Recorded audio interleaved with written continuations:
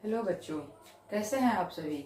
मैं आपकी सरोज मैम आ गई हूँ आप सबके सामने एक नए वीडियो के साथ, जो कि हमारे हाउ डू ऑर्गेनिज्म रिप्रोड्यूस का पार्ट 4 है। ठीक है, आज हम लोग इसमें एक नया टॉपिक पढ़ेंगे। हम लोग प्लांट्स तक पढ़ चुके हैं, हम लोग सेक्सुअल रिप्रोडक्शन पढ़ चुके हैं, देन हम लोग सेक्सुअल रिप्रोडक्शन भी स्टार्ट कर चुके हैं, और सेक्सुअल में हम लोग इन प्लांट्स पढ़ चुके हैं। आज हम लोग इन एनिमल्स पढ़ेंगे। ठीक है, sexual in animals. Okay, let's come to topic. सबसे पहले कि सेक्सुअल रिप्रोडक्शन क्या है, ये सब तो आप लोग इन प्लांट्स में ही मैं समझा चुकी हूँ। अब इन एनिमल्स में पढ़ने के पहले दो टर्म आता है, एक टर्म होता है मेल और एक टर्म होता है फीमेल। ठीक है, तो पहले हम लोग मेल और फीमेल डिस्कस कर लेते हैं कि मेल एंड फीमेल क्या है। Male, an animal having male sex, right. An animal having male sex cells called sperms is in its body is called male। वैसा एनिमल, वैसा जानवर जिसके अंदर सभी की बॉडी क्या है, सेल से मिलके बनी है, तो कुछ सेल, हर सेल्स का अलग अलग फंक्शन होता है। तो वैसे जानवर जिनके अंदर मेल सेक्स पाए जाते हैं, और वो मेल सेक्स सेल्स क्या होते हैं, स्पर्म होते हैं, तो वैसे जानवर को क्या कहा जाता है, मेल कहा जाता है। In not in only human case, also in animals. जानवरों में भी देखते हैं गाय बैल, घोड़ा घोड़ी, है ना, कुत्ता, फिर उसकी फीमेल। ठीक है, तो इस तरह से not only in human beings, ये सभी पे लागू होता है, सभी एनिमल्स पे, क्योंकि हम लोग यहाँ एनिमल्स पढ़ रहे हैं और ह्यूमन बींग्स भी किस में आते हैं, एनिमल्स में आते हैं। तो एन एनिमल, वैसे जानवर जिसमें मेल सेक्स सेल्स पाए जाते हैं, जिसे स्पर्म कहा जाता है, उसे हम लोग मेल कहते हैं। देन आता है फीमेल। फीमेल किसे कहते हैं, N animal having female sex cells, वैसे जानवर जिसमें फीमेल सेक्स सेल्स पाए जाते हैं, जिसे ओवा या एग सेल्स भी कहते हैं, कहाँ, उनकी बॉडी में, तो उन्हें हम लोग फीमेल कहेंगे। दैट मीन्स कि वैसे एनिमल्स जहां मेल सेक्स स्पर्म पाए जाएंगे उसे मेल, और जहां फीमेल सेक्स ओवा या ओवम पाए जाएंगे या एग सेल्स पाए जाएंगे उसे फीमेल कहेंगे। देन आता है एक टर्म प्यूबर्टी। प्यूबर्टी क्या है, जब भी सेक्स सेल्स की बात होती है तो वहां पे एक टर्म आ जाएगा कि प्यूबर्टी, की सेक्स सेल्स कब मेच्योर होते हैं बॉडी में। देन देखते हैं what is puberty. Puberty is the time period or a stage of human development during which an individual's growth becomes sexually mature। Puberty वो टाइम पीरियड है, जैसे चाइल्डहुड होता है, बच्चे जब जन्म लेते हैं ना, इन्फेंट होता है, चाइल्डहुड होता है, एडोलसेंस होता है, ठीक उसी तरह प्यूबर्टी भी एक स्टेज है, एक टाइम पीरियड है हमारी लाइफ का, जिसमें क्या होता है कि उनकी बॉडी, मेल फीमेल या एनिमल्स की, जो भी कहिए, एनिमल्स में हम लोग पढ़ रहे हैं, तो उनकी बॉडी ग्रोथ शो करती है कि उनकी बॉडी में ग्रोथ हो रहा है, बिकम सेक्सुअली मैच्योर, और सेक्सुअली मैच्योर भी होती है उनकी बॉडी। इस एक तरह से हम लोग कह सकते हैं कि जब किसी भी एनिमल्स में सेक्सुअली मैच्योरेशन हो जाती है तो उस स्टेज को हम लोग क्या कहते हैं, प्यूबर्टी कहते हैं, राइट।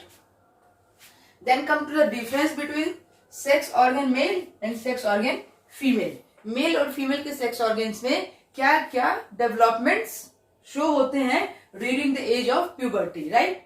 सबसे पहले तो एज क्या होती है, 12 to 13 years, right. Puberty start होने का जो एज होता है वो 12 to 13 ईयर्स होता है, बट इन फीमेल केस थोड़ा सा अर्ली स्टेज होता है, राइट। मेल में जो होता है वो प्यूबर्टी उनकी स्टार्ट हो जाती है जब वो 12 से 13 साल के होते हैं तब, बट इन फीमेल, मेल की कंपैरिजन में फीमेल जल्दी मैच्योर हो जाती हैं, और फीमेल में वो एज 11 to 13 ईयर्स होता है। ओके, देन सेक्स ऑर्गन्स क्या होते हैं, इसमें गोनाड्स होता है जिसे रिप्रोडक्टिव ग्लैंड बोलते हैं, और फीमेल के अंदर क्या होता है, ओवरी होता है। मेल के अंदर sex organ gonad and female के अंदर ओवरी। मेल के अंदर ओवरी से क्या, ओवरी को हम लोग ओवम भी कहते हैं, ओवम, राइट। ओवरी से एस्ट्रोजन और प्रोजेस्टेरोन नामक दो हार्मोन्स का सिक्रेशन होता है। जो एस्ट्रोजन क्या है, ग्रोथ हार्मोन भी होता है, ये आपको ग्रोथ भी करता है, किसमें, आपके रिप्रोडक्टिव सेल्स में, और प्रोजेस्टेरोन क्या होता है, ये आपको in the delivery, in the pregnancy आपको मेंटेन करके रखता है। तो ओवरी क्या से दो हार्मोन्स का सिक्रेशन होता है, एस्ट्रोजन और progesterone. Then testis male sex organ में आते हैं, और टेस्टिस से किस हार्मोन का सिक्रेशन होता है? टेस्टोस्टेरोन का। टेस्टिस से टेस्टोस्टेरोन हार्मोन का सिक्रेशन होता है। देन मेल के फेशियल हेयर ग्रोथ में फेशियल हेयर ग्रोथ शो करता है, जैसे उनकी दाढ़ी मूछें निकल जाती हैं। डीपनिंग ऑफ वॉइस, उनकी आवाज जो होती है भारीपन हो जाती है, उनके लैरिंग्स जो होते हैं उनकी आवाज में भारीपन आ जाता है। लोग बोलते हैं ना कि आप पहले आवाज बच्चों जैसी थी, अब बड़ों जैसी हो गई है, आवाज में भारीपन आ गया है। Deepening of voice. Then increases in lean muscles mass. Lean muscles mass क्या होते हैं? जो उनके थाई होते हैं, थाई के मसल्स जो होते हैं वो इंक्रीज हो जाते हैं। Under arm and pubic hair growth, उनके अंडर आर्म्स के में हेयर आ जाते हैं और उनके प्यूबिक हेयर ग्रोथ, दैट उनके जिनाइटल ऑर्गन जो होते हैं वहां पे भी हेयर का ग्रोथ हो जाता है। देन इनलार्जमेंट ऑफ जिनाइटल्स, और उनके जिनाइटल्स में इनलार्जमेंट आता है, राइट। देन हम लोग आते हैं female sex organ. Female sex organ में ओवरी एस्ट्रोजन प्रोजेस्टेरोन का सिक्रेशन करती है। देन उनके अंदर, फीमेल के अंदर ब्रेस्ट का डेवलपमेंट हो जाता है, उनके ब्रेस्ट डेवलप कर जाते हैं। Then under arms and pubic hair growth, female में भी अंडर आर्म्स और उनके प्यूबिक हेयर ग्रोथ में आ जाता है, प्यूबिक हेयर ग्रोथ हो जाता है। Then first period in females, first period उनका स्टार्ट हो जाता है, जिसे हम लोग मिनार्की कहते हैं। फर्स्ट पीरियड को मिनार्की कहा जाता है, और पीरियड हम लोग अभी आगे डिस्कस करेंगे। ओके। इंक्रीजेज इन फैट मास, उनके फैट मास में भी, उनके भी थाई के, हिप के क्या होते हैं, मसल्स में इंक्रीजमेंट आ जाती है, उनमें ग्रोथ हो जाता है। ओके। देन ये था हमारा मेल और फीमेल सेक्स ऑर्गन में डिफरेंस, और सेक्स ऑर्गन्स की क्या क्या डेवलपमेंट होती है, क्या क्या चेंजिंग होती है during the age of puberty. Okay. Gamete, पहले गैमिट देखते हैं। गैमिट क्या है? The cell involve in sexual reproduction are called gametes. वैसे सेल्स जो सेक्सुअल रिप्रोडक्शन में इन्वॉल्व होते हैं उनको गैमिट्स कहा जाता है। गैमिट्स हम लोग पहले भी पढ़ चुके हैं, प्लांट्स में भी पढ़ चुके हैं, एसेक्सुअल में भी पढ़ चुके हैं।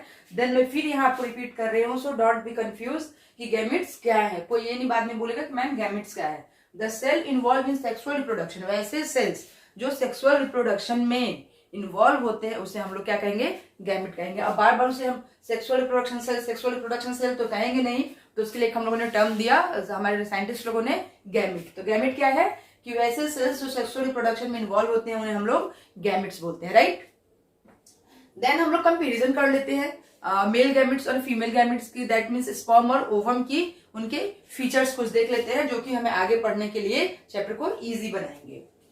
फीचर्स देखते हैं। पहला फीचर्स हम लोग देखते हैं कि साइज। साइज क्या होता है स्पर्म का? स्मॉलर होता है, छोटा होता है ना, कुछ इस तरह से। बट इसका साइज क्या होता है? लार्जर देन स्पर्म, स्पर्म से लार्जर होता है। और हम लोगों ने क्लास 9 के सेल चैप्टर में भी पढ़ा था कि सबसे बड़ा सेल्स ह्यूमन बीइंग का कौन सा है? Ovum, right. ये हो गया हमारा ओवम, ठीक है, ये बड़ा होता है। मोबिलिटी देखते हैं। मोबाइल मीन्स कैसे वो, मतलब क्या मूवेबल है या नहीं है, तो मोबिलिटी देखते हैं। मोबिलिटी, ये मोबाइल है, दैट मीन्स ये मूवेबल है। स्विंग यूजिंग टेल्स, इनकी जो ये पूंछ होती है, ये इसी की हेल्प से ये स्विंग करते हैं। ये इमोबाइल है। फीमेल गैमेट जो है, ओवम जो है, male gamete sperm, female gamete ovum जो है वो इमोबाइल है, वो मूव नहीं करती है, वो ओवरी में ही मैच्योर होती है और वहीं पे रहती है, राइट। बट हमारा स्पर्म क्या होता है? मोबाइल है। लोकेशन कहां पे होती है? Produced in testis. स्पर्म कहां प्रोड्यूस होते हैं? टेस्टिस में। और ओवम कहां प्रोड्यूस होता है? ओवरी में, right. Then number, produced in larger number. Sperm क्या होता है? एक बार में मिलियन ट्रिलियन स्पर्म एक बार में रिलीज होते हैं। बट ओवम क्या होता है? ओनली 1 इन पर मंथ, सिर्फ एक ही ओवम पर मंथ मैच्योर होती है और एक ही ओवम पर मंथ रिलीज होती है। बट इन स्पर्म के केस में ऐसा नहीं होता है। Million and trillions of sperms move at once time, एक बार में मिलियन ट्रिलियंस स्पर्म रिलीज होते हैं, राइट। फॉर्मेशन प्रोसेस क्या है इसका?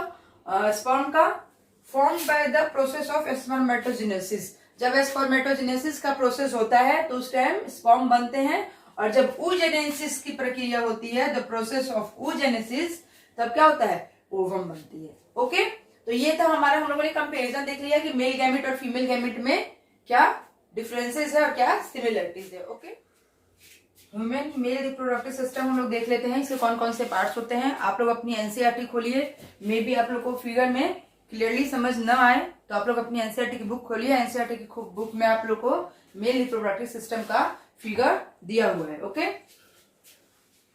मेल रिप्रोडक्टिव सिस्टम में एक ये होता है हमारा ब्लडर, ठीक है, इसके पार्ट्स अभी हम पढ़ेंगे किसका क्या फंक्शन है। देन प्रोस्टेट ग्लैंड, और ये पेनिस के ऊपर ये दाने जैसा स्ट्रक्चर होता है जिसे हम लोग बल्बो यूरेथ्रल ग्लैंड कहते हैं। देन आता है पेनिस एंड देन यूरेथ्रा हमारा क्या होता है, ब्लडर से कनेक्टेड होता है। देन यूरेटर आता है हमारा, राइट, सेमिनल वेसिकल्स, फिर हमारे ये इससे क्या होता है, यूरेथ्रा से एक स्ट्रक्चर निकला हुआ होता है जिसे हम लोग सेमिनल वेसिकल्स कहते हैं। देन हमारा स्क्रोटम, टेस्टिस का आउटर लेयर जिसे हम लोग स्क्रोटम कहते हैं। देन टेस्टिस आती है हमारी, उसके इनर, और वास्ट डिफरेंसेस जिसे हम लोग स्पर्म डक्ट भी कहते हैं। ये क्या है, एक डक्ट है, एक नली जैसी रचना है जिसे हम लोग स्पर्म डक्ट या वास्ट डिफरेंस भी कहते हैं। अब हम लोग देखते हैं मेनली स्क्रोटम। ये जो हमारा स्क्रोटम है, ये इतना पार्ट यहां से यहां तक, इसको हम लोग सिंगल पढ़ते हैं। ये है हमारा स्क्रोटम, ऐसे नली जैसे थैली जैसी रचना होती है। इसके अंदर दो टेस्टिस होते हैं, एक पेयर ऑफ टेस्टिस, ठीक है, ये दो पेयर ऑफ टेस्टिस होती है स्क्रोटम के अंदर। स्क्रोटम का टेम्परेचर, स्क्रोटम जो होता है हमारे एब्डोमिनल कैविटी से, एब्डोमिन से बाहर की तरफ निकला हुआ होता है। ये हमारे बॉडी से बाहर की तरफ क्यों निकला हुआ होता है, क्योंकि हमारे बॉडी का टेम्परेचर जो होता है वो स्पर्म्स के लिए ज्यादा होता है, और हम स्पर्म्स को क्या चाहिए, हमारा जो नॉर्मल बॉडी टेम्परेचर है उससे 2 से 2.5 डिग्री, कहीं कहीं 3 डिग्री भी मिलता है, टेम्परेचर कम चाहिए स्पर्म फॉर्मेशन के लिए। इसलिए क्या होता है, ये मेल के बॉडी से बाहर की तरफ होता है टेम्परेचर रेगुलेट करने के लिए।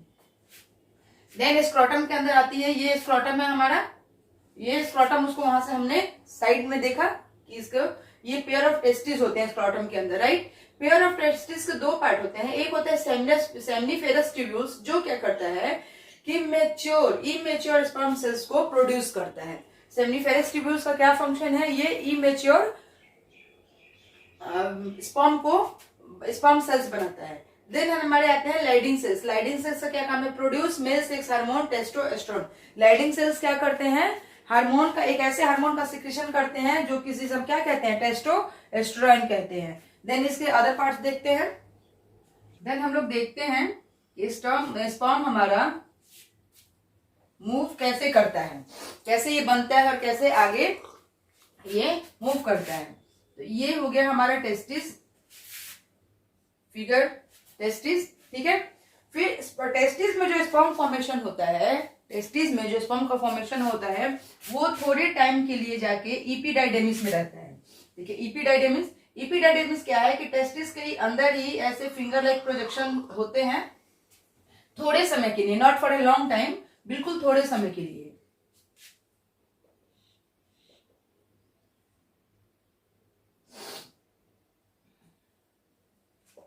थोड़े समय के लिए कहा जाता है, इपिडिडाइमिस में आ जाता है।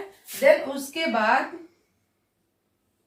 इपिडिडाइमिस से होते हुए ये वास डिफरेंस जो हमारे, जिसे हम लोग स्पर्म डक्ट भी कहते हैं, ये वास डिफरेंस में आता है।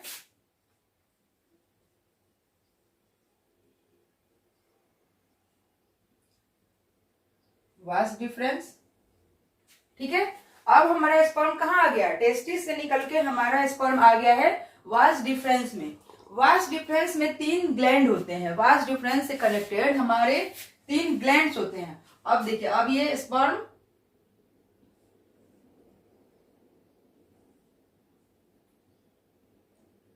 ये स्पर्म हमारा ऐसे आ गया, ठीक है, यहां से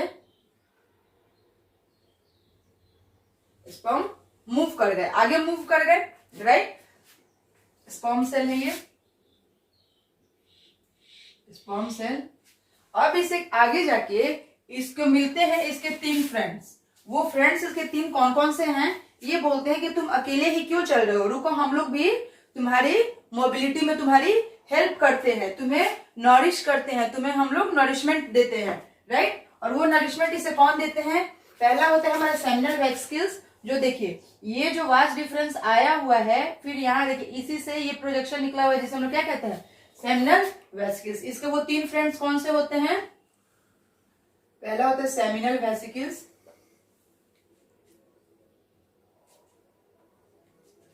सेमिनल वेसिकल्स, दूसरा होता है प्रोस्टेट ग्लैंड। देखिए प्रोस्टेट ग्लैंड देखिए कहाँ, क्या ये वास्ट डिफरेंस से कहीं से कहीं अटैच है, prostate gland. And third one is bulbo urethral gland. Bulbo urethral gland कहाँ होता है, हमारे पेनिस के ठीक ऊपर मटर के दाने जैसी रचना होती है जिसे हम लोग बल्बो यूरेथ्रल ग्लैंड कहते हैं।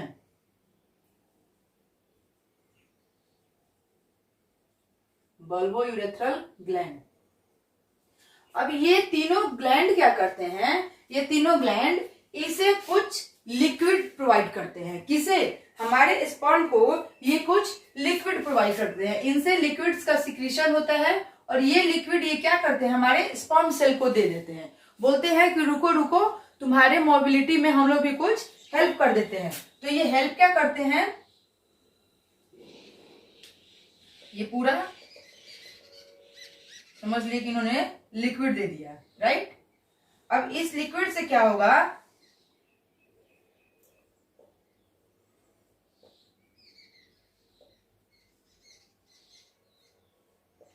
अभी तक जो स्पर्म सेल सिंगल थे वो अब क्या बन गए, ये स्पर्म सेल्स इस लिक्विड से फ्यूज हो गए, इस लिक्विड के साथ जुड़ गए और ये बन गए सीमेन।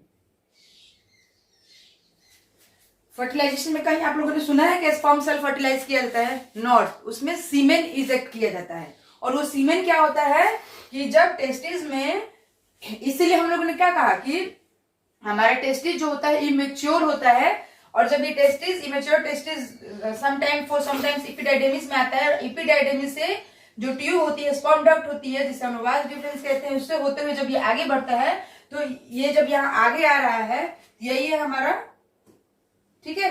अब देखिए ये यहाँ आगे आया, यहाँ आके इसको कौन मिल गया, सेमिनल वेसिकल्स, ठीक है, इसको सेमिनल वेसिकल्स मिले, इसने थोड़ा सा लिक्विड दे दिया स्पर्म को।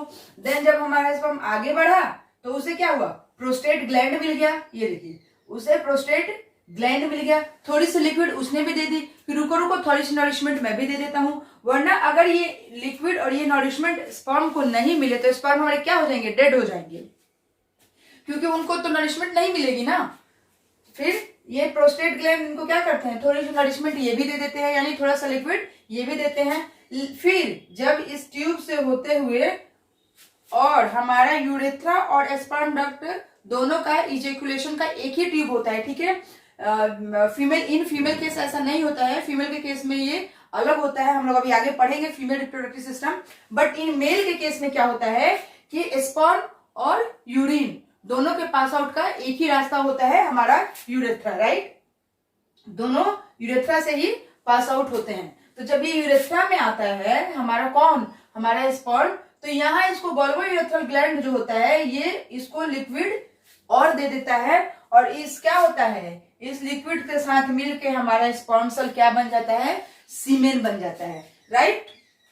अभी हम लोग इसका स्ट्रक्चर देखते हैं। फिर स्ट्रक्चर ऑफ सेल कैसा होता है, देखिए ऐसा होता है। अब इसको हम लोगों ने समझने के लिए ऐसे समझ लेते हैं, राइट, लेकिन जब इसको आप देखिएगा एक्चुअल में माइक्रोस्कोप में तो उसका स्ट्रक्चर ऐसे होता है, ठीक है। ये होता है इसका, ये जो है राउंड पोर्शन, इसे हम लोग कहते हैं हेड, 3 पार्ट होते हैं इसके। देन हेड के बाद ये जो स्ट्रेट पोर्शन आता है ये होता है हमारा मिड पीस, और देन उसके बाद वाले जितने पोर्शन होते हैं ये होते हैं हमारे टेल। और टेल किस में हेल्प करता है, उसकी मोटिलिटी में हेल्प करता है, टेल की हेल्प से वो स्विंग करता है। फिर इसके हेड में होता है एक न्यूक्लियस, और उस न्यूक्लियस में होते हैं डीएनए, और वो डीएनए में होता है क्रोमोसोम, और वो क्रोमोसोम होता है हमारा जेनेटिक मटेरियल, राइट, जो कि हम लोग इसके पहले भी पढ़ चुके हैं। और अभी हम लोग फिर इसको डिस्कस करेंगे। ये क्या है, ये है sperm, right, this is sperm, but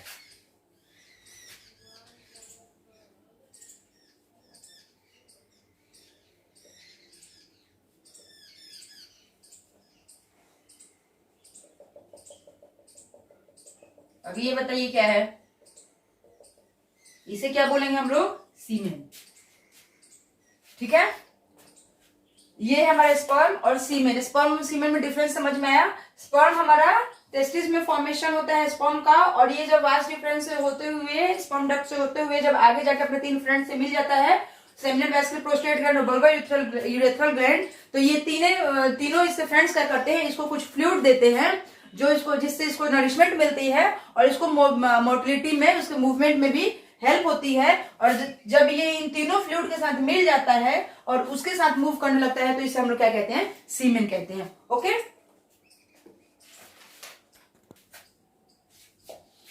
अभी हम लोगों ने मेल रिप्रोडक्टिव ऑर्गन का फिगर देखा, जो कि आपकी एनसीईआरटी की बुक में यहाँ पे दिया हुआ है। ठीक है, अभी हम क्या करेंगे, इसके सारे पार्ट्स और उसके फंक्शन को डिस्कस करेंगे। राइट, इसका पहला पार्ट है टेस्टिस।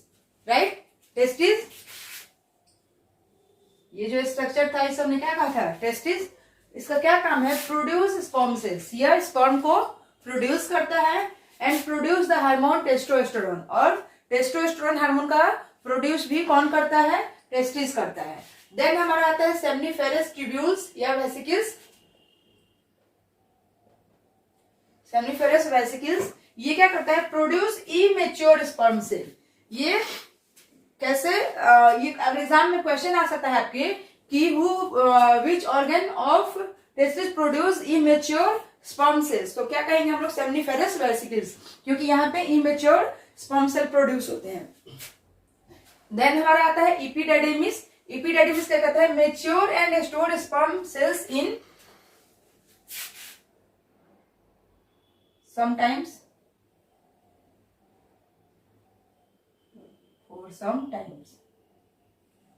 ये क्या करता है, एपिडेडिमिस जो है हमारा, वो हमारे स्पर्म सेल को मेच्योर करता है और कुछ समय के लिए, store sperm cells for sometimes, और कुछ समय के लिए हमारे स्पर्म सेल्स को स्टोर करके रखता है। देन वास्ट डिफरेंस या sperm duct,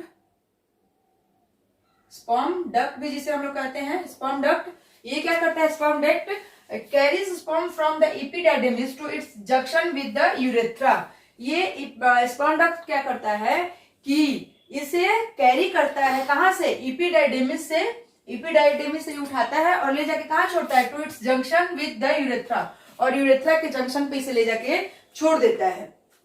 right, then seminal vesicle. Seminal vesicles क्या है,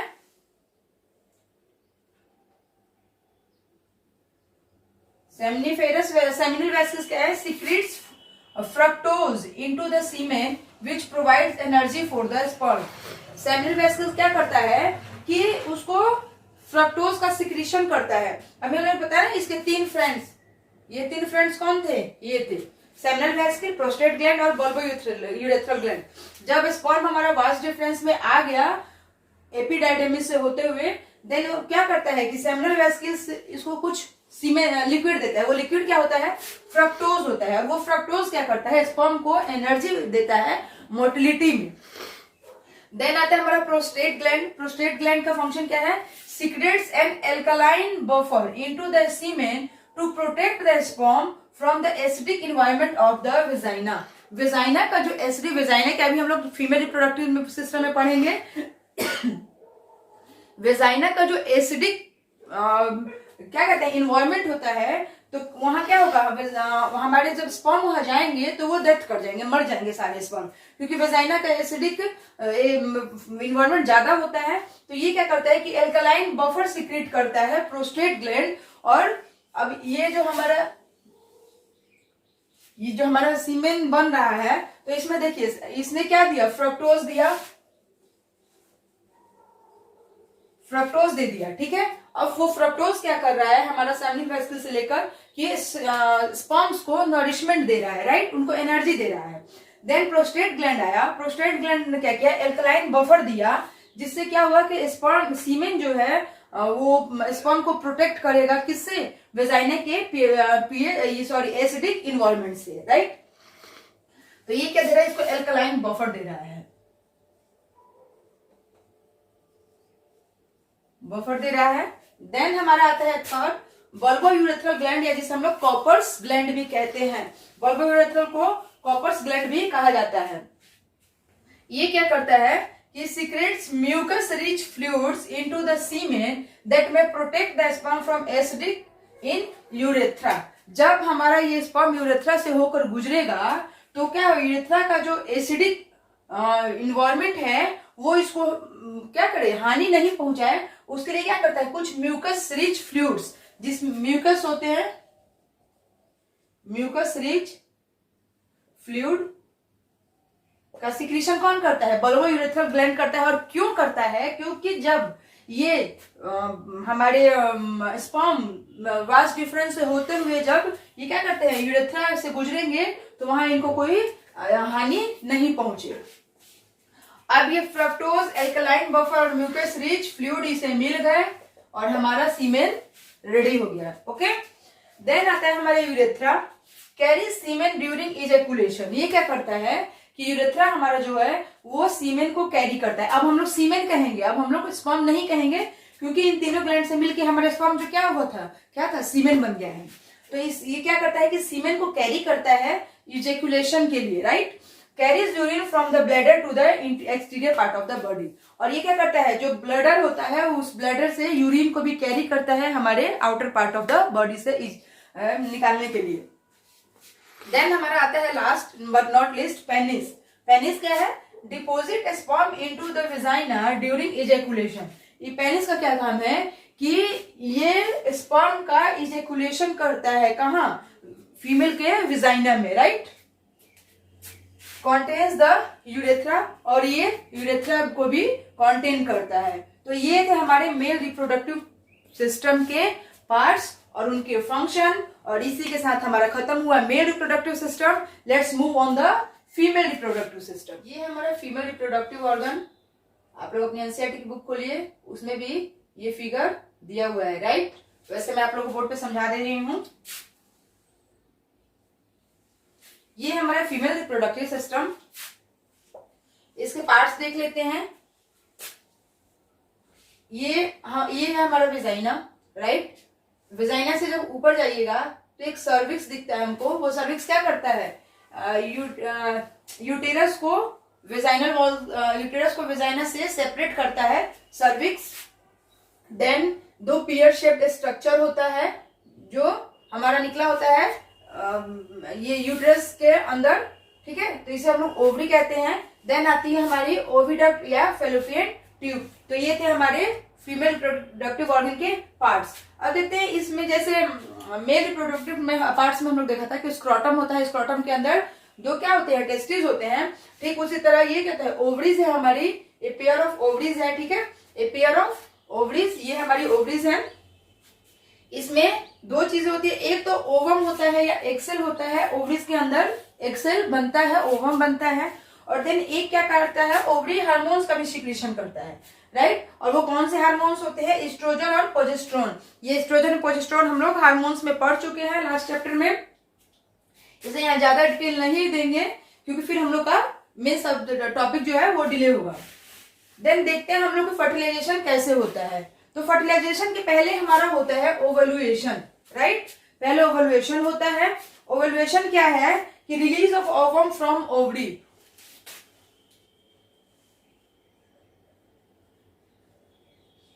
release of ovum from ovary, ovary से ओवम का रिलीज होना ओवल्यूएशन कहलाता है। देन होता है हमारा फर्टिलाइजेशन, ओके। उसके बाद क्या होता है, फर्टिलाइज होता है, यानी कि मेल फीमेल एग और मेल स्पर्म क्रॉस करते हैं। और देन होता है हमारा इम्प्लांटेशन। इम्प्लांटेशन क्या होता है, attachment of growing embryo to endometrium of uterus. ये इंडोमेट्रियम है, इंडोमेट्रियम, ठीक है। तो क्या होता है इम्प्लांटेशन में, क्या होता है कि ग्रोइंग एम्ब्रियो, जो ग्रोइंग एम्ब्रियो है वो क्या होता है, इंडोमेट्रियम में आके चिपक जाता है, उसे हम लोग इम्प्लांटेशन कहते हैं। ये प्रोसेस कैसे होती है, ये हमारा ये यूटेरस है, ठीक है, इस वॉल से इस वॉल तक ये हमारा यूटेरस है, यूटेरस। देन ये यूटेरस का एंडोमेट्रियम वॉल। अब देखिए कि ओवल्यूएशन कैसे हो रहा है। ये हमारे यूटेरस से निकली हुई है ओवरी, एक ओवरी इधर एक ओवरी इधर, हम लोग आधे पार्ट को ही पढ़ रहे हैं, एक्सप्लेन कर रहे हैं, ठीक है। ये हो गई हमारी ओवरी। अब इस ओवरी में हमारे ओवम है, ठीक है, इस ओवरी में ओवम है। तो जब ओवम मैच्योर हो जाता है, ठीक है, ओवम जब मैच्योर होता है तो ये क्या करता है, ओवरी से ओवम को रिलीज कर देता है, और ये जो हमारा फेलोपियन ट्यूब होता है, फेलोपियन ट्यूब का जो फिम्बरी होती है वो क्या करती है, उस ओवम को कैप्चर कर लेती है, पकड़ लेती हैं या ले लेती हैं, ठीक है। फिर ये ओवरी से निकल के जो ओवम यहाँ आया, ये रेड कलर से जो मैंने आपको दिखाया है, ये है हमारा ओवम, ठीक है। अब ये ओवम जो यहाँ आया, अब ये क्या करता है कि फेलोपियन ट्यूब में अंदर आके आगे बढ़ने लगता है, ठीक है। फिर एक जगह आके, और इधर क्या हो रहा है कि थ्रू द वेजाइना के थ्रू जब मेल स्पर्म का इजेकुलेशन हुआ है, जब मेल स्पर्म इसमें गया है, तो वो क्या करता है कि मेल स्पर्म हमारे वेजाइना के थ्रू अंदर जब जाता है तो वो ट्रेवल करने लगता है, वो मूव करने लगता है किस तरफ, फेलोपियन ट्यूब की तरफ। और इधर से हमारे स्पर्म आ रहे हैं, ये स्पर्म है, ठीक है। अब ये ओवम और स्पर्म आके एक जगह मिल जाते हैं, ठीक है। अब ये दोनों क्या हो जाते हैं, फ्यूज हो जाते हैं, जिसे हम लोग क्या कहते हैं, फर्टिलाइजेशन कहते हैं। तो हो गया हमारा दूसरा प्रोसेस, ओवम का स्पर्म के साथ फ्यूज होना, फर्टिलाइजेशन होता है। तो यहाँ हमारे क्या हुए, ये फ्यूज हो गया, हमारा ओवम स्पर्म के साथ फ्यूज हो गया। देन क्या हुआ, फ्यूज होने के बाद एक एम्ब्रियो बना, एक जाइगोट बना, फिर जिसमें एक सेल्स थे, फिर ये ग्रो किया, इसमें कई सेल्स बने, फिर इसमें और बहुत सारे सेल्स बन गए, और फाइनली क्या हुआ कि ये जो जाइगोट है ये आके हमारे इंडोमेट्रियम, यूटेरस का जो इंडोमेट्रियम वॉल होता है वहां से आके ये अटैच हो गया, और इस अटैच होने के प्रोसेस को हम लोग कहते हैं इम्प्लांटेशन, और इम्प्लांटेशन का प्रोसेस हो गया, ठीक है।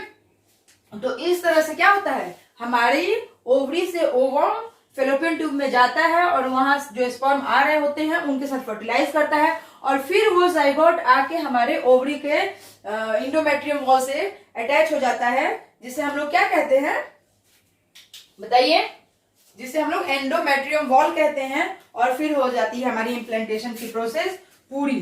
जैसे ये जो हमारा यूटेरस है, ठीक है,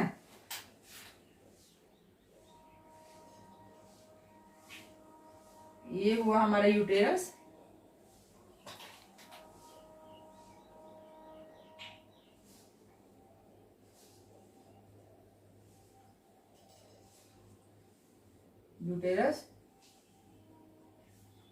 राइट। अब इसी के 3 लेयर्स होते हैं, 3 लेयर्स, कौन कौन से, इंडोमेट्रियम,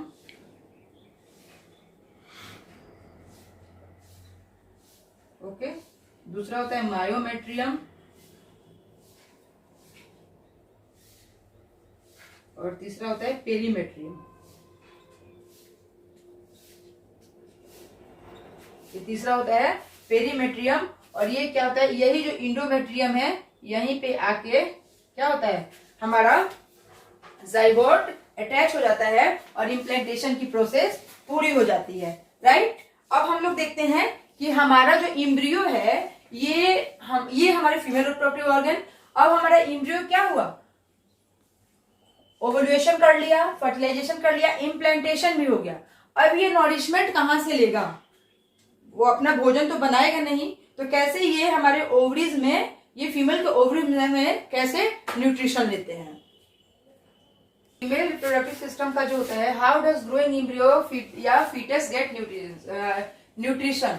ग्रोइंग एम्ब्रियो को हम लोग क्या कहते हैं, फीटस कहते हैं। हर जगह हम लोग ग्रोइंग एम्ब्रियो वाला टर्म यूज नहीं करके फीटस बोलेंगे, ठीक है। तो फीटस को न्यूट्रिशन कैसे मिलता है, और फीटस जो बच्चा तैयार हो रहा है, जो बन रहा है मदर के वॉम्ब में, वो नरिशमेंट कहाँ से लेगा।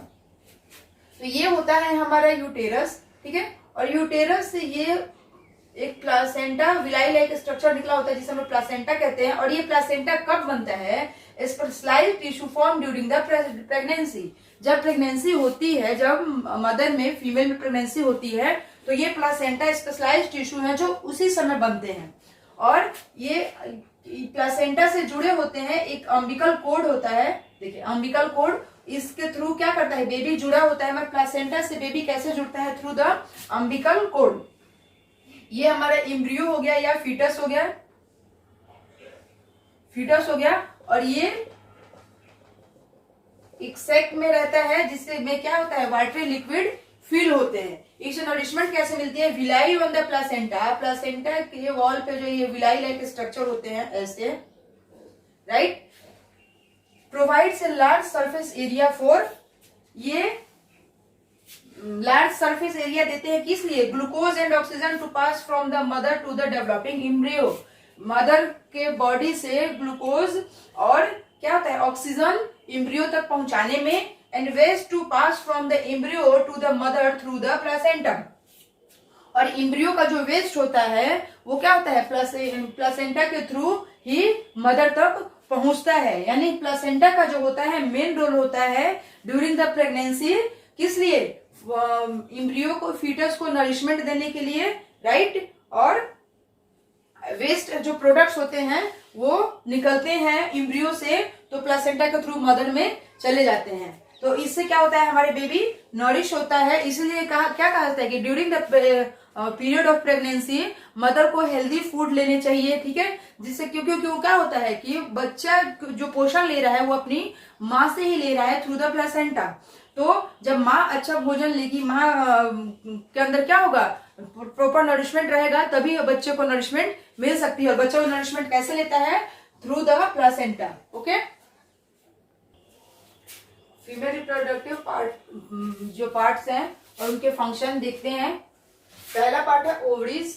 ओवरीज क्यों ओवरी, एक ओवरीज चूंकि दो होते हैं। Produce the hormone estrogen and progesterone. Ovaries क्या करती है, एस्ट्रोजन एंड प्रोजेस्टेरोन हार्मोन का सिक्रीशन करती है। Site of ovum development and ovulation. और ओवरीज में क्या होता है, ओवल्यूएशन का प्रोसेस होता है, जो मैंने इसके पहले आप लोगों को फिगर में बताया था। ओवरीज में ओवल्यूएशन का प्रोसेस भी होता है। और ये क्या करती है, ओवम को डेवलपमेंट करती है, right. Then fallopian tube. What is fallopian tube, carry the ovum from the ovary to the uterus. जब ओवरी से ओवम निकलता है तो उसे क्या करती है, फेलोपियन ट्यूब में जाती है और यूटेरस तक पहुंच जाती है। यानी कि ओवरी से ओवम का निकलना और फेलोपियन ट्यूब के द्वारा यूटेरस में पहुंचना, राइट।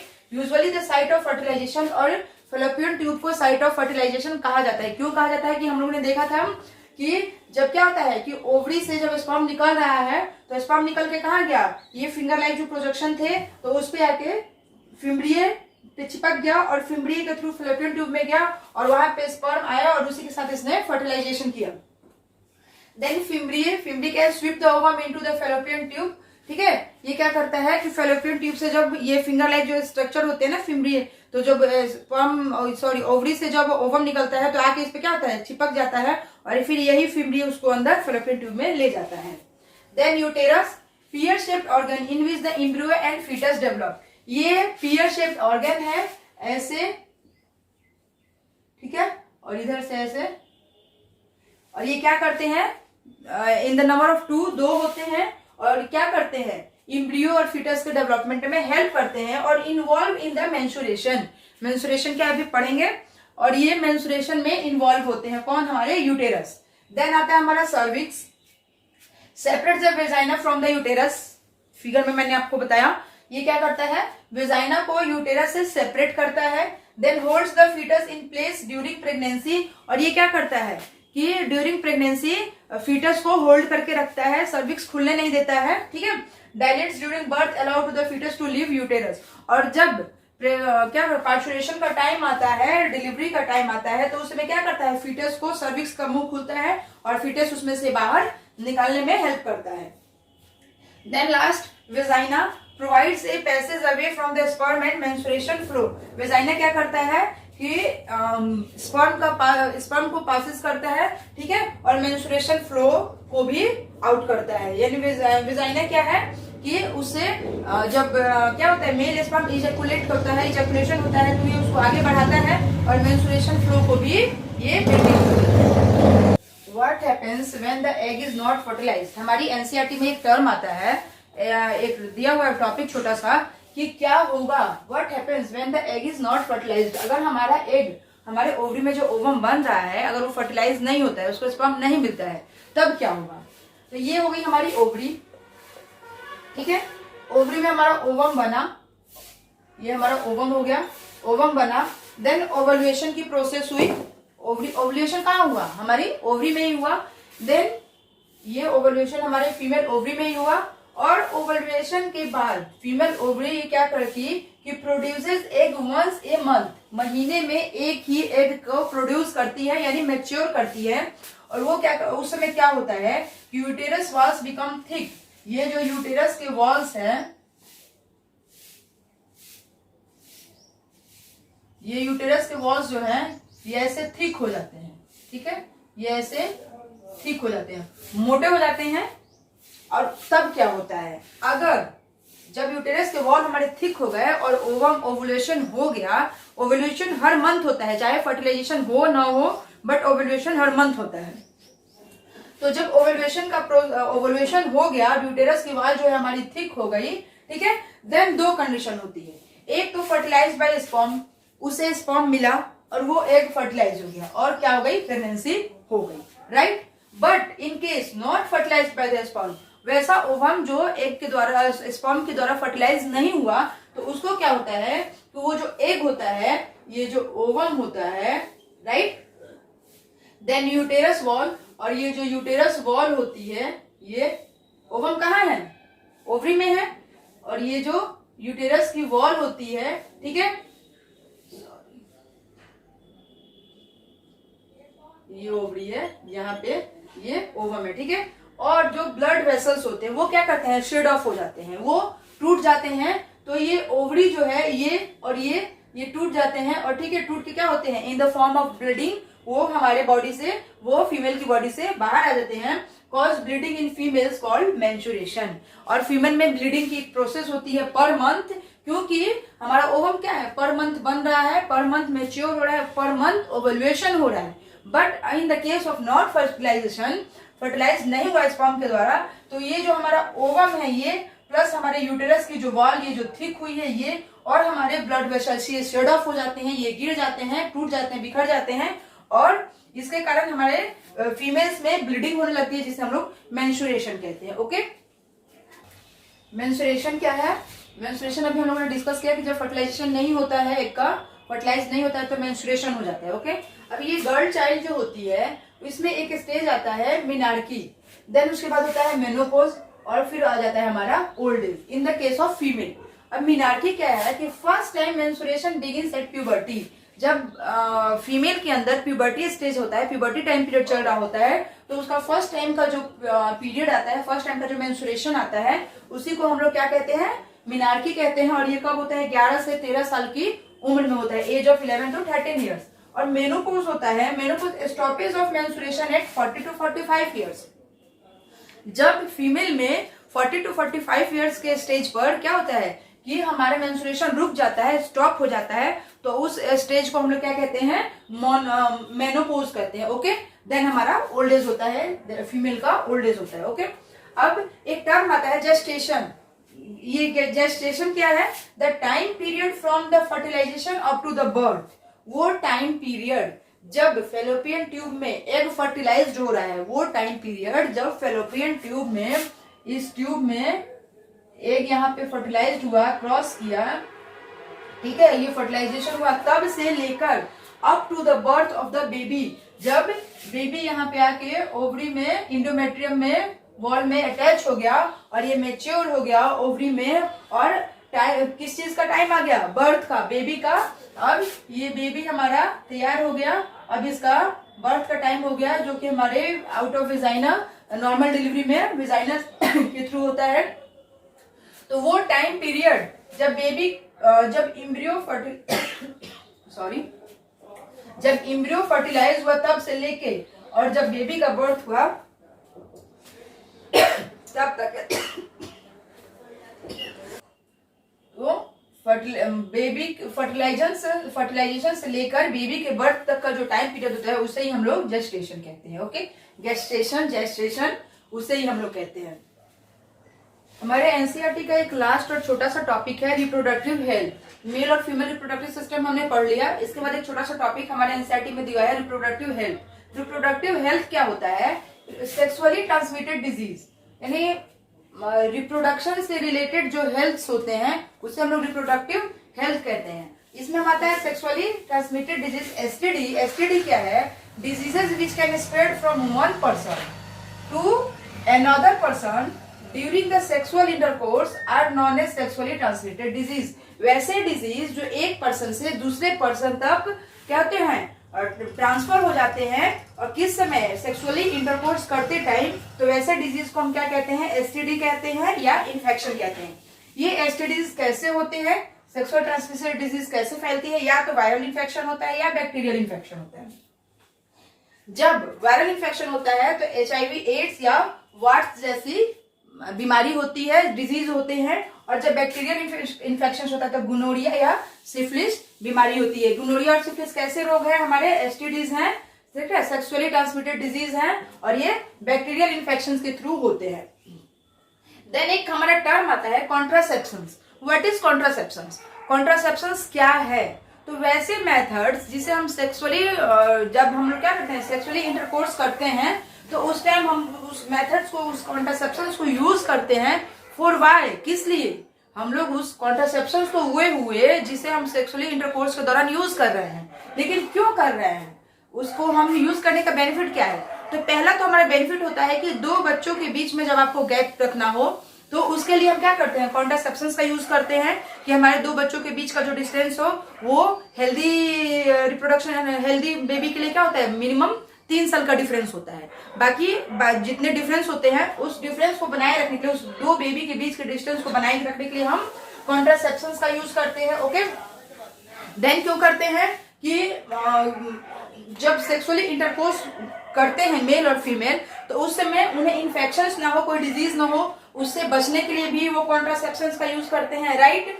और देन हमारी पॉपुलेशन जो है उस पॉपुलेशन को कंट्रोल करने के लिए भी कॉन्ट्रासेप्शंस का यूज किया जाता है, क्योंकि अगर कॉन्ट्रासेप्शंस का यूज नहीं हो तो ओवम का ओवुलेशन हर मंथ होता है, स्पर्म का इजेकुलेशन हर मंथ होता है, और उससे क्या होगा? हमारी पॉपुलेशन अनलिमिटेड ग्रो करती रहेगी। तो उसको कंट्रोल करने के लिए भी कॉन्ट्रासेप्शंस के यूज होते हैं। अब ये कॉन्ट्रासेप्शंस कितने तरह के होते हैं? ये कॉन्ट्रासेप्शंस जो है हमारे 4 टाइप्स के होते हैं। मैकेनिकल को ही बैरियर कॉन्ट्रासेप्शन मेथड कहा जाता है। देन हमारा एक आता है केमिकल मेथड्स, ओके। देन आता है आईयूसीडीज एंड देन सर्जिकल मेथड्स। ये 4 मेथड्स ऐसे हैं जो एज ए कॉन्ट्रासेप्शंस यूज किए जाते हैं। हमारा मैकेनिकल बैरियर जो है, ये पहला जो है मैकेनिकल बैरियर, ये क्या करता है? इसमें हम लोग क्या यूज करते हैं? तो आप लोग देखते हैं कॉन्डोम का जो यूज होता है, या जिससे सेक्सुअली इंटरकोर्स करते टाइम जो कॉन्डोम्स का यूज किया जाता है, जिससे कि क्या होता है? हमारी एसटीडीज नहीं होती है, सेक्सुअल ट्रांसमिटेड डिजीज नहीं होती है। और मेल फीमेल क्या करते हैं? मेल फीमेल जब इंटरकोर्स कर रहे होते हैं तो मेल क्या करता है? कॉन्डोम का यूज करता है, जिसके थ्रू क्या होता है? स्पर्म और ओवम का मैटिंग नहीं होता है और फर्टिलाइजेशन नहीं हो पाता है। ओके, ये होता है हमारा मैकेनिकल मेथड्स। और देन हमारा सेकंड आता है केमिकल मेथड। देन दूसरा है हमारा केमिकल मेथड्स में हमारी आ जाती है कॉन्ट्रासेप्टिव पिल्स, जो फीमेल यूज करती है क्या करने के लिए? स्टॉप द प्रेगनेंसी को रोकने के लिए, क्योंकि सेक्सुअल इंटरकोर्स करते समय जो आपने कॉन्डोम्स यूज किए वो आपके मैकेनिकल में होके, बट मे बी आपने वो मैकेनिकल मेथड अप्लाई नहीं किया, देन क्या होती है कि प्रेगनेंसी होने के चांसेस बढ़ जाती है। तो उस टाइम क्या होता है कि फीमेल जो होती है वो कॉन्ट्रासेप्टिव पिल्स का यूज करती है, और उस पिल्स के क्या होते हैं? वो केमिकल मेथड होता है। और उस पिल्स से क्या होता है कि वो पिल्स जब फीमेल लेती है तो वो पिल्स उनके यूट्रस में जाके और क्या करता है कि उनके ओवम को मार देता है, स्पर्म को मार देता है, जिसके कारण प्रेगनेंसी नहीं होती है। This is not safe method, क्योंकि इस केमिकल मेथड्स की हर फीमेल का जो बॉडी ऑर्गेनाइजेशन होता है वो डिफरेंट होता है। तो आपका बॉडी इस केमिकल मेथड को सपोर्ट कर पा रहा है कि नहीं कर पा रहा है, तो इसके कुछ साइड इफेक्ट्स भी होते हैं। So it is not fully safe for contraception. Okay, then third हमारा आता है आईयूसीडीज। आईयूसीडीज में क्या होता है कि आप लोगों ने सुना कि कॉपर टी यूज किया जाता है। इसमें कॉपर टी इस तरह का स्ट्रक्चर होता है, ठीक है। ये भी क्या करता है कि दो बच्चों के बीच के गैप को बढ़ाता है, जिस 3 साल 4 साल 5 साल के लिए लगाया जाता है। इससे क्या होता है कि ये एक्सपर्ट डॉक्टर्स के थ्रू फीमेल के जो विजाइना होते हैं, ये यूटेरस होता है, विजाइना के थ्रू यूटेरस में से इम्प्लांट कर दिया जाता है। इससे क्या होता है, ये मैं आपको दिखाती हूँ फिगर से, ठीक है। ये हमारी हो गई फ्लैपियन ट्यूब, राइट। ये हो गया हमारा विजाइना, ये उसका सर्विक्स। ये क्या करता है कि जब हमारा विजाइना के थ्रू स्पर्म ट्रेवल करता है तो ये क्या करता है कि ये यहीं पे रह जाता है, क्योंकि ये कॉपर टी जो होती है ये फेलोपियन ट्यूब के क्या कहते हैं, फेलोपियन ट्यूब के गेट को क्लोज कर देती है। तो उसकी एंट्री जो होती है, अब स्पर्म क्या करेगा, यहां से मूव करके फेलोपियन ट्यूब में यहां जाएगा, यहां से मूव करके यहां से जाएगा, लेकिन ये कॉपर टी क्या करती है, इसको यहीं पे रोक देती है। और कॉपर टी से जो निकलने वाले आयंस होते हैं वो क्या करते हैं कि जब स्पर्म जो यहाँ आ रहा है उसे किल कर देते हैं और इससे प्रेगनेंसी रुक जाती है, ठीक है। तो ये हो गया हमारा आईयूसीडीज मेथड। देन लास्ट आता है हमारा सर्जिकल मेथड। अब सर्जिकल मेथड में क्या होता है कि मेल या फीमेल की सर्जरी कर दी जाती है। ओके, सर्जिकल मेथड हमारा दो तरह से होता है, वेसेक्टोमी, ठीक है, और एक होता है ट्यूबेक्टोमी। ट्यूबेक्टोमी, वेसेक्टोमी मेल में होता है और ट्यूबेक्टोमी क्या होती है, फीमेल में होती है। मेल का जो सर्जरी किया जाता है तो हमारी जो टेस्टिस से एपिडाइडेमिस में गई हमारी स्पर्म, और वो फिर स्पर्म क्या होती है, वास डिफरेंस के थ्रू क्या करती है, हमारे ग्लैंड से जाके मिलती है। तो ये जो वास डिफरेंस होता है, ये हमारा वास डिफरेंस, ये जो ट्यूब होता है जो हमारे टेस्टिस से जुड़ा होता है, तो इस ट्यूब को क्या किया जाता है, वेसेक्टोमी में वास डिफरेंस, इसका नाम ही है वास डिफरेंस स्पर्म ट्यूब। तो इस वास डिफरेंस को कट कर दिया जाता है और कट करके इसको यहां बांध दिया जाता है और इसको यहां बांध दिया जाता है, ठीक है। तो इसे कहते हैं वेसेक्टोमी, जो कि मेल के केस में होता है। बट अगर फीमेल का सर्जरी किया जाता है तो फीमेल के सर्जरी में क्या होता है कि इसकी जो ट्यूब होती है, कौन सी ट्यूब, इसकी फेलोपियन ट्यूब, क्योंकि फर्टिलाइजेशन का प्रोसेस कहाँ हो रहा है, फेलोपियन ट्यूब में हो रहा है। तो ये फीमेल के ये फेलोपियन ट्यूब को, ये जो फेलोपियन ट्यूब है, क्योंकि एग जब जाएगा तो फेलोपियन ट्यूब के थ्रू ही तो जाता है ना, तो तब तो जाके यहाँ पे ये फिमड़ी में क्या होता है, ओवम आता है और यहाँ पे फर्टिलाइजेशन होता है। तो ये फीमेल में क्या करता है, ट्यूबेक्टोमी, फीमेल के ट्यूब को कट कर दिया जाता है और कट करके ऐसे बांध दिया जाता है, ठीक है। तो जब मेल के केस में होता है तो उसे वेसेक्टोमी, और फीमेल के केस में होता है उसे ट्यूबेक्टोमी कहते हैं। इससे क्या होता है, प्रेगनेंसी जब स्पर्म रिलीज होता है, इजेकुलेशन किया जाता है स्पर्म का मेल के थ्रू, तो क्या होता है विजाइना में, तो वो हमारे फेलोपियन ट्यूब तक नहीं पहुंच पाता है। ये था हमारा contraceptive methods. Okay, of pregnancy एक टर्म आता है एमटीपी। ये क्या होता है कि मेडिकल टर्मिनेशन ऑफ प्रेगनेंसी, ये 12 वीक माना जाता है। 12 वीक दैट मीन्स कि 12 वीक के बच्चे को क्या कहा, 12 वीक का जो एम्ब्रियो होता है, जो फीटस होता है, वो सेफ होता है 12 weeks in the case of abortion. अगर फीमेल का किसी कारणवश एबॉर्शन करना पड़ा, यानी फीटस को नष्ट करना पड़ा, खराब करना पड़ा, तो उसके लिए सेफ टाइम पीरियड कौन सा होता है, 12 वीक्स का होता है। बट अब तो 14 वीक्स का भी गवर्नमेंट ने इसे अप्रूवल दिया है कहीं कहीं, लेकिन 14 वीक्स 12 वीक्स जो होता है सेफ टाइम पीरियड होता है। अगर 12 वीक्स के फीटस को डिस्ट्रॉय किया जाता है इन the case of any medical problem, तो वैसे में क्या होता है कि जो फीमेल होती है उसे कोई ज्यादा मेडिकल कॉम्प्लिकेशंस नहीं होते हैं। देन एक नेक्स्ट टर्म आता है फीमेल फोर्टिसाइड्स। फीमेल फोर्टिसाइड्स क्या होता है कि killing of female foetus before the birth, female foetus को जन्म के पहले ही मार देना क्या कहलाता है, फीमेल फोर्टिसाइड्स कहलाता है। ये क्या होता है कि प्रीनेटल सेक्स डिटर्मिनेशन किया जाता है, prenatal sex determination. Prenatal sex determination क्या होता है कि जब बच्चे की कहते हैं सोनोग्राफी की जाती है, बच्चे का जब सोनोग्राफी किया जाता है तो उसमें बच्चा क्या होता है, एक ये सैक में क्लोज होता है, ठीक है, और इसके चारों तरफ एमनियोटिक फ्लूइड्स भरे हुए होते हैं। तो हमारा जो एम्ब्रियो है, हमारा जो फीटस है, इससे कुछ क्या होते हैं, इसके एमनियोटिक फ्लूइड इससे बाहर लिया जाता है, फ्लूइड इससे लिया जाता है, और ये देखा जाता है कि बच्चे की जो ग्रोथ एंड डेवलपमेंट है वो सही हो रही है या नहीं हो रही है। और उसी एमनियोटिक फ्लूइड के थ्रू क्या होता है, जेनेटिक एबनॉर्मलिटीज देखने के लिए एमनियोटिक फ्लूइड से क्या देखा जाता है, जेनेटिक एबनॉर्मलिटीज। इससे एक तो जेनेटिक एबनॉर्मलिटीज देखी जाती है और दूसरा इसी से सेक्स डिटर्मिनेशन कर लिया जाता है।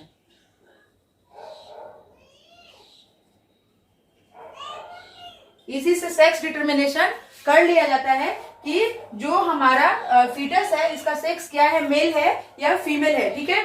और अगर फीमेल सेक्स है तो उसको क्या कहता है, उसी को हम लोग मार देते हैं उसके जन्म के पहले ही, जिसे कि हम लोग फीमेल फर्टिसाइड्स कहते हैं। और ये हमारे देश में बैन है, ये अलाउ नहीं है। इसी टॉपिक के साथ ही खत्म होता है आज का हमारा ये part, human sexual reproduction in animals, ठीक है। और ये हमारे वीडियो का पार्ट 4 था, और इसी के साथ ही how do organism reproduce chapter हमारा कंप्लीट होता है। ओके, मिलते हैं नेक्स्ट वीडियो में हम अपने नेक्स्ट चैप्टर के साथ, हेरिडिटी।